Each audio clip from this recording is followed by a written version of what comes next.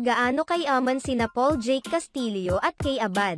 Kamakailan lamang ay kumalat sa iba't ibang social media platforms at ilang mga entertainment news sites ang mga larawan at videos ni Kay Abad habang nago-grocery sa isang mall na napapalibutan ng maraming bodyguards.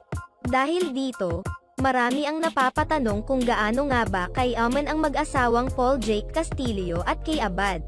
Noon pa man ay hindi na naging lingid sa kaalaman ng lahat na mula sa mayamang angkan si Paul Jake Castillo dahil hindi naman niya ito itinago sa publiko.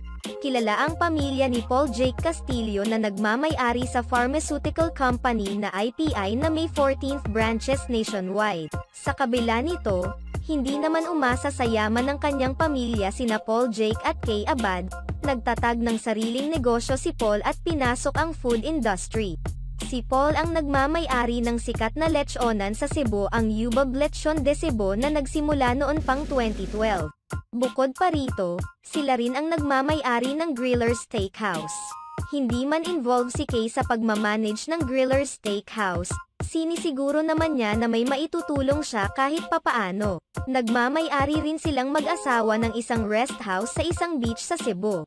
Samantala, nilinaw naman na ni Kay Abad ang totoong dahilan kung bakit napapalibutan siya ng maraming bodyguards sa loob ng isang grocery store.